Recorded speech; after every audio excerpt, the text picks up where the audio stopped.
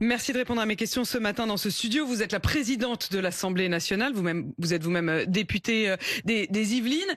C'est la rentrée officielle aujourd'hui des députés, sauf qu'il n'y a toujours pas de gouvernement, Premier ministre, mais pas de gouvernement. Est-ce que vous imaginiez ça comme ça? Est-ce que vous imaginiez d'ailleurs que le macronisme, à la fin, ça donnerait ça? Alors déjà, les députés sont au travail depuis début du mois de septembre. Mes commissions permanentes travaillent, les députés font des auditions, mènent des commissions d'enquête. On ne croit pas qu'ils étaient en vacances. Non mais voilà, c'est ça. Donc ça n'est pas à la rentrée le 1er octobre, ils sont rentrés fin août. Il y a eu des débats à l'Assemblée nationale, c'est hyper important de le rappeler. Tout ne se passe pas dans l'hémicycle. C'est la rentrée de l'hémicycle aujourd'hui. C'est effectivement le début de la session ordinaire telle qu'elle est prévue par la Constitution. Et ce début de session ordinaire commence traditionnellement par l'élection du bureau de l'Assemblée nationale et des commissions. Et après, nous abordons normalement, traditionnellement, l'examen des textes budgétaires et de certains textes. Et c'est ce qui va se passer puisque on aura un gouvernement dans les jours qui viennent et on aura une discussion de politique générale, les questions au gouvernement et le dépôt d'un texte budgétaire. Donc tout va se dérouler assez classiquement.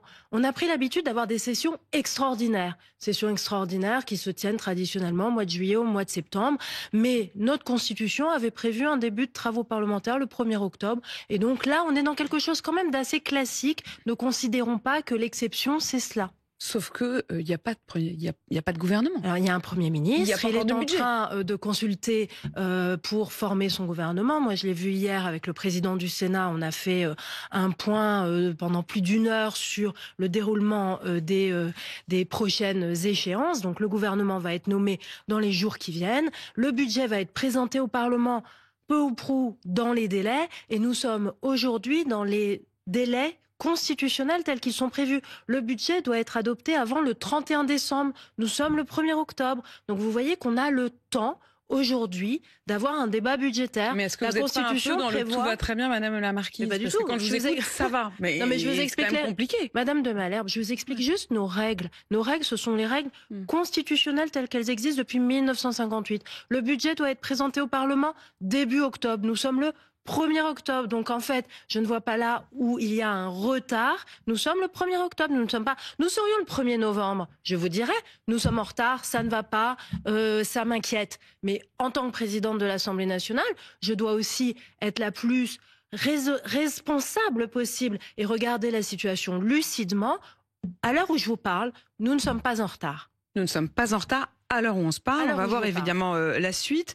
Je vous posais la question, est-ce que vous imaginiez que le macronisme, à la fin, on n'est pas encore complètement à la fin, il reste 1 an et demi avant la prochaine présidentielle, mais ce serait finalement une assemblée fragile, enfin qui n'a pas de majorité, des premiers ministres qui se succèdent mais qui n'arrivent pas à tenir. Ce serait une France qui paraît quand même extrêmement divisée, ce serait une dette abyssale. Quel regard vous portez là-dessus ? Alors c'est très compliqué parce qu'en fait il faut avoir un regard très nuancé. Il y a évidemment des très grandes réussites dans ce que nous avons fait depuis 8 ans et demi. Il y a aussi des grands échecs et donc il faut regarder ça très lucidement et très pragmatiquement. Cependant aujourd'hui moi je ne suis pas au moment du bilan, on est au moment de l'action. Moi je considère, et vous l'avez rappelé, nous avons encore 18 mois pour agir, donc 18 mois pour continuer à servir les Français. Et c'est ce que nous avons débattu hier avec le Premier ministre et le président du Sénat. Quelles sont pour nous les priorités? Quels sont les textes que nous devons débattre au Parlement? Et quelles sont les réformes que nous pouvons encore faire dans l'intérêt des Français? C'est fondamental, on doit agir jusqu'au dernier jour. Vous l'avez trouvé comment le Premier ministre? Est-ce que vous avez eu... Il dit qu'il y aura un gouvernement d'ici ce week-end, il vous l'a réaffirmé? Oui, complètement. Donc pour vous, il y aura un gouvernement d'ici ce week-end? On sera dans les temps, donc il y aura un gouvernement dans les jours qui viennent. Il y aura une déclaration de politique générale, présentation du budget.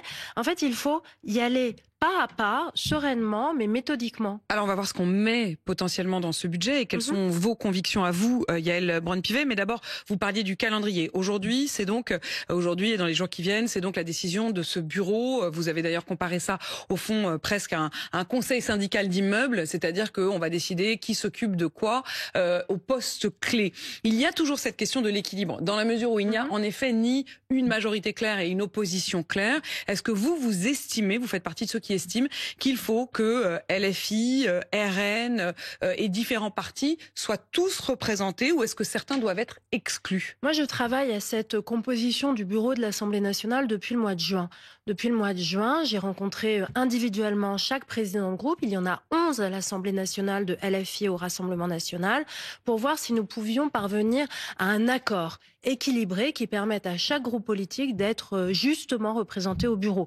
Ça a toujours été ma conviction. Depuis que je fais de la politique, je considère que chacun qui a été élu avec le suffrage des Français doit occuper sa juste place. Donc l'arc républicain, c'est tout l'hémicycle. C'est pas une question d'arc républicain, là, on parle de la nouvelle expression. Désormais, on dit il y a ceux qui sont dans l'arc républicain. Mais non, mais c'est pas le sujet mais non, c'est pas le sujet. Là, on parle pas de politique en termes de conviction politique. On parle de place institutionnelle. J'ai une Assemblée nationale avec 577 parlementaires divisés en 11 groupes politiques. Ces 11 groupes politiques doivent être représentés au bureau de l'Assemblée nationale. C'est aussi simple que cela. Et donc moi, j'essaye depuis juin de trouver un accord. Je n'ai pas d'accord unanime. Donc nous sommes obligés d'aller au vote. Et nous irons au vote dès cet après-midi 15h dans l'hémicycle de l'Assemblée nationale.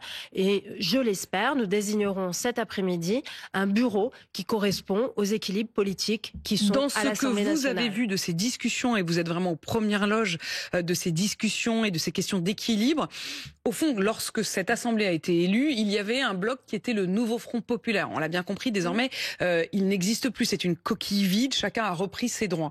De l'autre côté, il y avait le groupe du Rassemblement national qui, en nombre de députés, est un très gros groupe.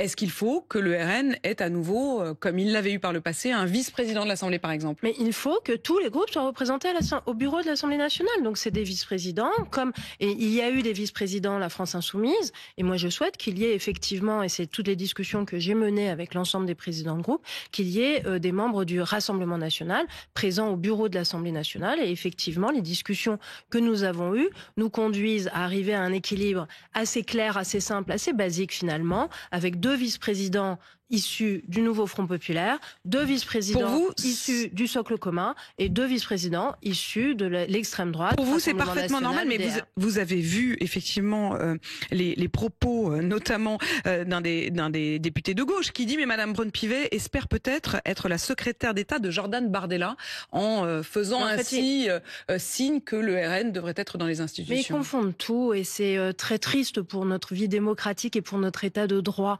Une démocratie, elle a des règles, et je suis à l'Assemblée nationale garante du respect de ces règles et de ces équilibres démocratiques.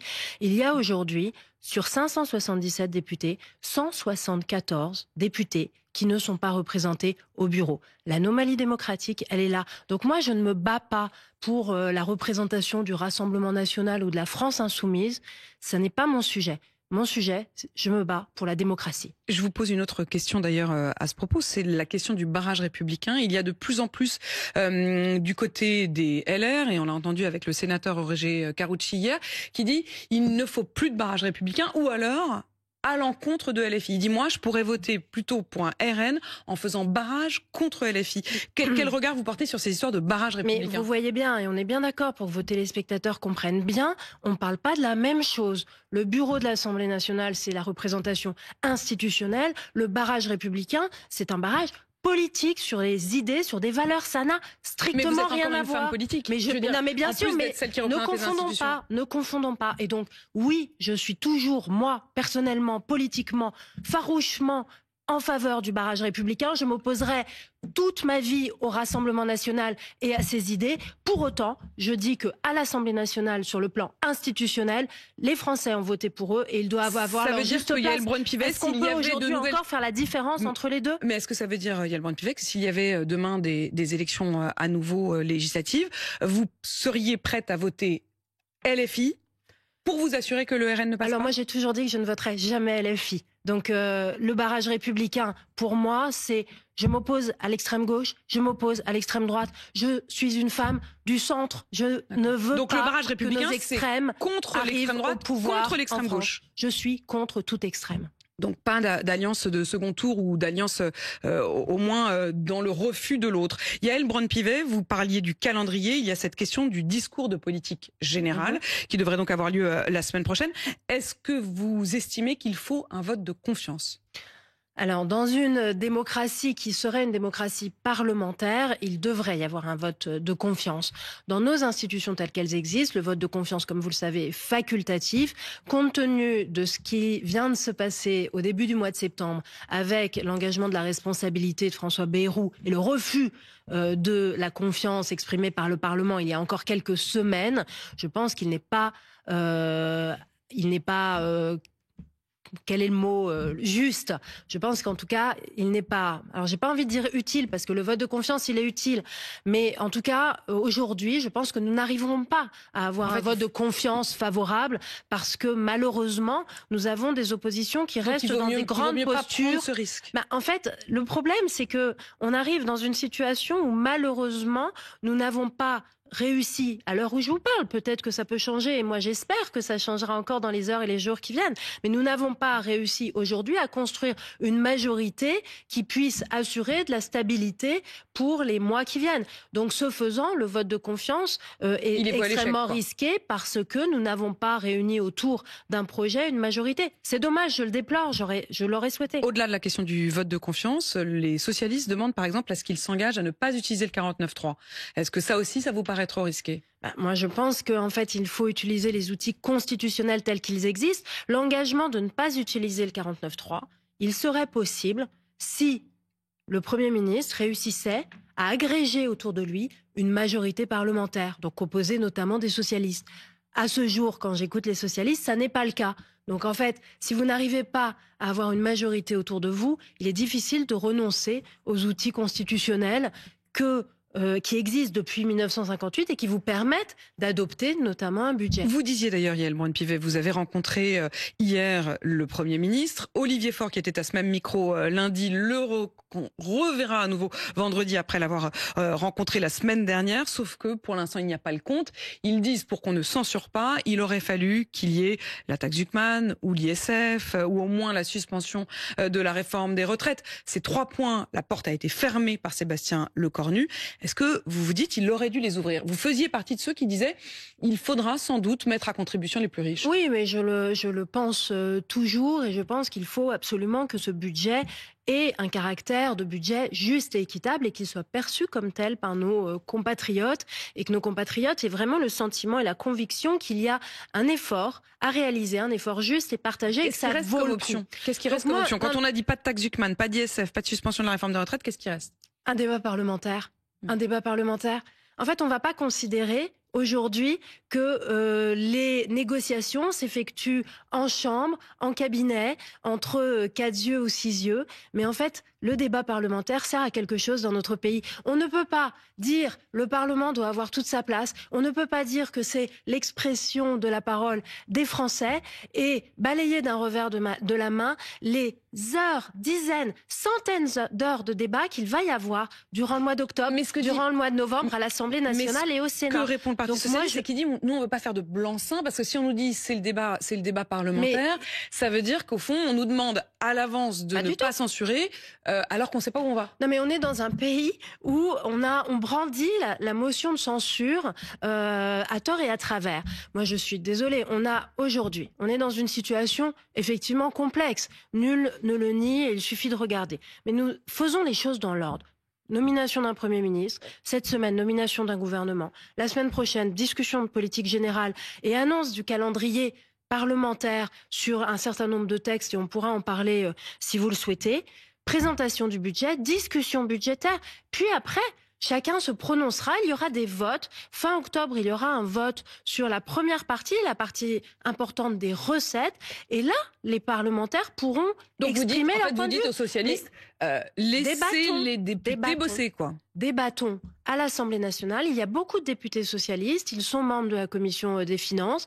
Ils peuvent amender, faire des propositions, et ces amendements peuvent être débattus dans l'hémicycle. On parle d'ailleurs de M. Brun comme éventuel président de la commission des finances. Ça à vos faveurs? Philippe Brun est un excellent député que je connais bien, et il aura évidemment des propositions à faire. Il faudra les écouter et les débattre. S'il est effectivement élu président de la commission des finances, il remplacerait Éric Coquerel, qui était actuel président de la Commission des Finances. Traditionnellement, vous savez, en Commission des Finances, le poste est dévolu à un membre de l'opposition et la majorité ne prend pas part au vote. Donc ça n'est pas à la majorité de choisir quel est le membre de l'opposition qui préside la Commission des Finances. S'il n'y a pas de budget, il faudra dissoudre. Bah écoutez, moi je ne me mets pas dans cette hypothèse aujourd'hui. Je me mets dans une hypothèse où on aura un budget. Moi aujourd'hui, mercredi 1er octobre, je me mets déjà dans la situation où je veux une Assemblée nationale qui soit en ordre de marche. C'est pour ça que je me suis beaucoup consacrée et impliquée sur la recréation de ce bureau et son bon fonctionnement. Après, il faut laisser les discussions budgétaires se faire. Et moi, je suis convaincue que nous sommes capables d'y parvenir. Moi, je crois qu'on y arrive. Vous pensez qu'on peut échapper à une dissolution? Mais bien sûr. Mais bien sûr, moi je suis à la tête d'une Assemblée nationale qui fonctionne. Je sais qu'elle est bruyante, je sais qu'elle est désordonnée, je sais qu'il y a des heurts, etc. Mais l'Assemblée nationale fonctionne. La justice, quel regard vous portez sur le jugement qui a été développé à l'encontre de Nicolas Sarkozy? Votre homologue au Sénat, Gérard Larcher, a eu ces mots. Il y a un questionnement grandissant au sein de la société sur l'exécution provisoire d'une condamnation alors que les voies de recours ne sont pas épuisées. Et ce questionnement, je le partage. Le partagez-vous aussi? Mais oui et non en fait, pour tout vous dire, parce que en fait l'exécution provisoire d'une peine de prison, c'est malheureusement le tout venant des décisions judiciaires aujourd'hui. L'exécution provisoire fait que aujourd'hui vous avez un quart des détenus dans les prisons françaises qui ne sont pas condamnés définitivement.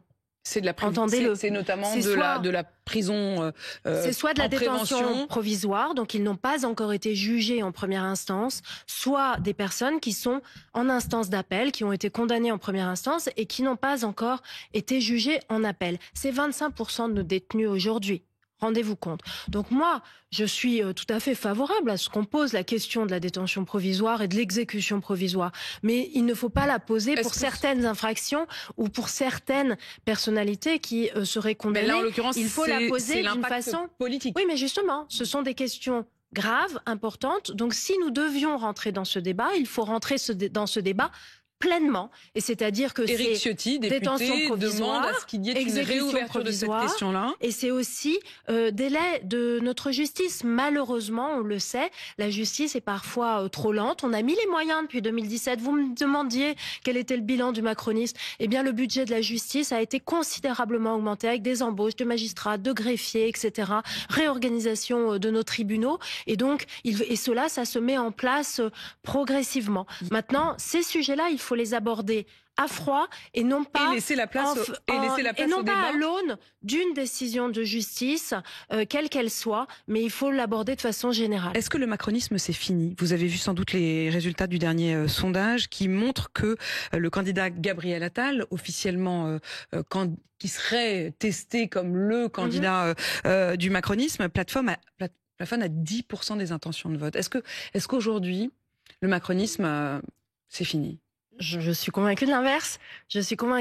Moi, je crois profondément au dépassement des clivages, au rassemblement des énergies. Moi, c'est ce que les Français me disent quand je me déplace. J'ai fait plus de 75 déplacements sur tout le territoire et ils ne me disent qu'une chose, et en ce moment encore plus que d'habitude, c'est essayer de vous entendre, rassemblez-vous, mettez-vous autour d'une table et travaillez, mettez vos différences de côté. Mais le macronisme, c'est parti de là en 2017 et donc moi, j'y crois plus que jamais et j'ai bien l'intention de le faire vivre. De le faire vivre, vous auriez pu être testé dans ce sondage ? Non, puisque moi, je ne suis pas à ce jour candidate à l'élection présidentielle et je considère d'ailleurs, et les Français me le disent aussi, que c'est pas le sujet du jour, l'élection présidentielle.